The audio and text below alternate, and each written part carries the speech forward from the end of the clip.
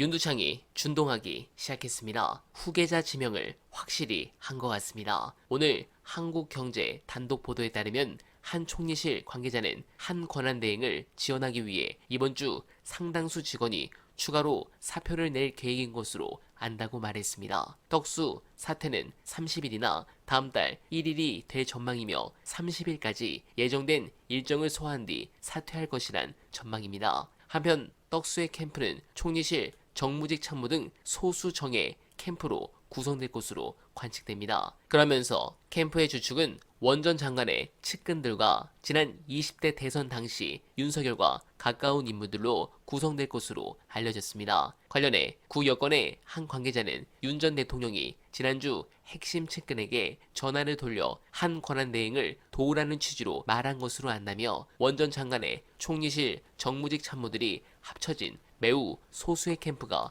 될 것 같다고 전했습니다. 네, 그렇다면 어제 조선일보에 보도가 많네요. 일단 하나씩 보면 한덕수는 4월 29일에 대행직을 사퇴한 뒤 무소속으로 선관위 예비 후보를 등록하며 이준석과 단일화를 추진합니다. 그리고 국힘 대선 후보가 다음 달 3일 확정된 다음 4일에는 국힘 후보와 단일화를 계획 중인데 여기서 재밌는 게 대선 후보 등록 시 이낙연과의 단일화 추진입니다. 실제 이낙연은 오늘 국힘과 단일화 협상을 할 수 있다는 보도도 있었는데 이건 이재명 후보 집권 뒤 자신이 삼부토건 등 여러 건으로 수사받으면 정치보복 프레임으로 가려고 준비하는 것 같습니다. 정말 인간 이하의 후한무치한 낙지입니다. 삶아버릴 수도 없고 아무튼 떡수가 저러는 동안 국힘의 상태는 점점 더 시간이 갈수록 나빠지고 있는데 과연 빅텐트가 제대로 돌아갈지 의문입니다. 관련해서 오늘부터 민주당은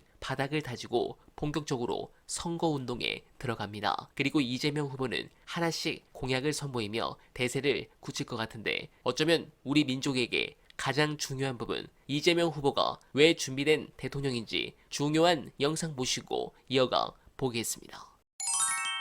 문제 어떻게 보세요 지금? 특히 한중 관계, 한일 관계 이런 거요. 매우 어렵죠. 사실은 이제 과거하고 달리 최근에는 진영 대결이 너무 커졌습니다. 근데 하나 우리가 참고할 거는 미국이 중국에 대한 공세 작전, 대결 작전을 펴는 것처럼 보이죠. 그렇죠. 그럼 그게 다냐? 사실은 우리가 안 보이는 데서 협력을 해요. 필요한 부분 또 협력을 한다고. 협력, 경쟁, 대결이 사실은 일상적으로 같이 이루어지고 있어요. 근데 우리한테 보이는 건 대결 국면만 보이죠. 그것만 하라고 그러죠 우리 보고. 그러나 어쨌든 대결 국면이 좀 강하기 때문에 우리가 이거를 깨겠다는 생각을 하기는 실제는 어려워요. 우리의 상황이. 그래서 한미 간 협력은 저는 매우 중요하다고 보고요. 왜냐하면 우리의 이 토대 비슷해요. 부인할 수 없어요.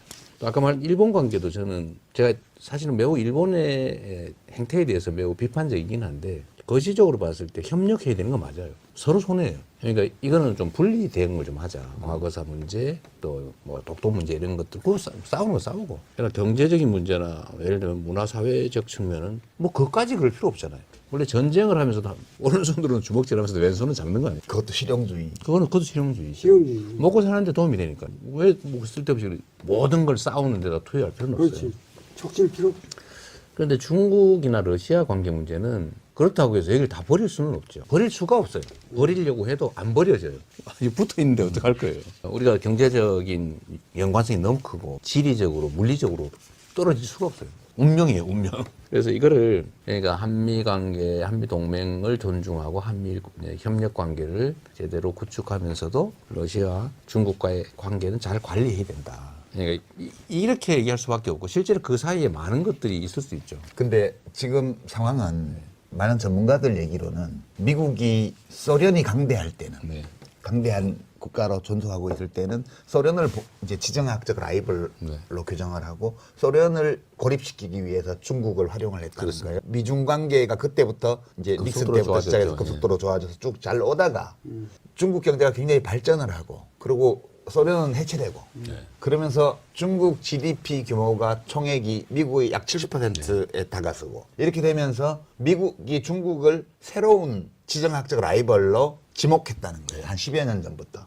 그게 오바마 때부터인데 트럼프 1기 때부터 본격화됐다는 거예요. 바이든도 그걸 이어갔고 지금 트럼프 2기 와서도 마찬가지고. 그래서 중국을 지정학적 라이벌로 규정하라고 이것을 봉쇄하는 노선을 쓰면서 아시아 태평양 쪽을 그 봉쇄선으로 조직하고 네. 그러면서 한일 관계를 붙이려고 그러고 그다음에 중국에 대한 혐오를 조장하고 선생님 아까 말씀하셨습니다. 이제 외교 노선에서는 반중 노선으로 가고 이렇게 되면서 한중 무역 관계가 파탄 상태로 들어가면서 우리 경제 외부 충격이 왔다. 네. 이런 분석이 많거든요. 그러면 이 압력은 계속될 텐데 그러면 이재명 의원께서 국정 운영을 맡게 된다면 이 문제에 관해서는 이런 지정학적인 네. 대결 이거 속에서도 어떻게 우리의 국익을 지켜가느냐 그렇죠. 일단 되게 어려운 과제가 될 것 같은데. 근데 대개 이건 답이 있어요. 왜냐하면 사실 보신 것처럼 일단 중국하고 우리의 이 관계 문제는 사실 중국의 책임도 상당히 있습니다. 사실 중국하고 우리 관계가 정말 좋을 때가 있었어요.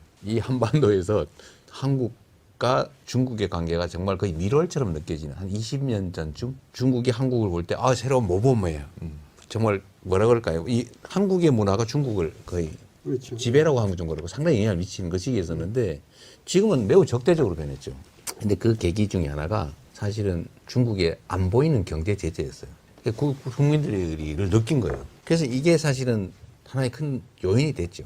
어쨌든 그 문제에 대해서는 중국에 좀 책임도 없다고 할 수 없고 어쨌든 이게 지금의 그 한중 그 갈등의 한 큰 원인이 된 거기도 해요.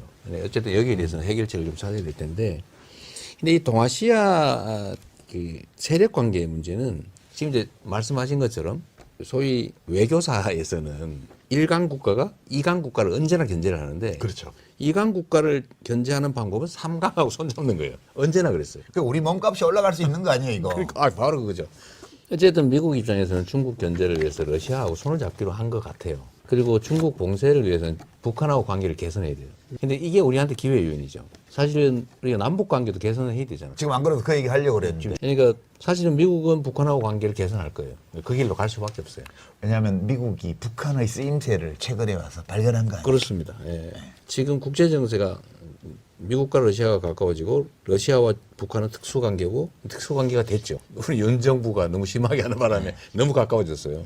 우리한테 매우 위협 조인이 됐죠. 그러니까 이거는 정말 외교 역량이 정말로 중요한 상황이 됐고 우리한테 기회죠. 네, 공감합니다. 이제 판을 바꾸기 어려운 상황입니다. 이 후보는 전날 수락연설 일성으로 국민 통합을 강조했습니다. 또 지난번과 달리 이번 경선에서는 상대 후보들도 이 후보에 대한 거친 공격을 삼가는 모습을 보였습니다. 당 장악력은 겉으로만 보면 과거 김대중 시절을 능가할 정도입니다. 그만큼 확실한 지지를 확인했고 대세론이 뚜렷하다는 것을 볼 수 있는 부분입니다. 다만 끝까지 경호 부분에 있어 민주당이 신경 써주시길 부탁드리며 어나바는 오늘도 최선을 다하겠습니다. 여러분 고맙습니다.